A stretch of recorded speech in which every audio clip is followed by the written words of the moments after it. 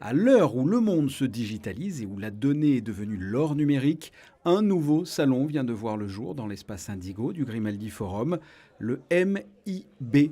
Le MIB est le premier salon professionnel international en principauté dédié à la blockchain et à ses applications. Pour ceux qui ne maîtrisent pas encore ce terme, voici une explication. Alors, la blockchain, c'est une technologie vraiment qui permet de, en fait, avoir un registre partagé. C'est exactement ça. C'est comme un livre qu'on va pouvoir écrire des choses et surtout le gros intérêt qu'on a par rapport aux autres technologies, c'est le fait qu'on ne puisse pas revenir en arrière. Une fois que cette transaction, comme on appelle ça dans la blockchain, est inscrite, on ne peut pas revenir en arrière. Donc ça, c'est vraiment la base. C'est la base des crypto-monnaies et de tout l'environnement en fait, qu'on voit. On parle souvent d'ICO, on parle souvent de miners qui vont créer ces monnaies-là. Donc c'est vraiment la base, c'est la technologie blockchain. Donc l'idée, c'est de partager un registre qui ne peut être modifié uniquement par des personnes en l'incrémentant tout simplement. Du 16 au 17 mai, une vingtaine d'exposants de France, des États-Unis ou encore d'Asie sont venus présenter leurs projets ou proposer leur expertise dans le domaine de la blockchain.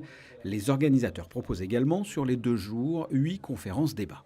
C'est vraiment le but du salon, donner une information neutre sur l'ensemble donc de la crypto-monnaie, de la blockchain, des levées de fonds qu'on appelle les ICO, pour que les gens puissent avoir vraiment un aspect neutre de la question et se dire voilà, ça m'intéresse, je comprends ce que c'est. Après, c'est très technologique, hein. Le but, c'est pas de former des informaticiens et de devenir informaticien, mais c'est vraiment comprendre, avoir une compréhension, car demain, ça sera le monde en fait, de demain qui est en train de se jouer aujourd'hui.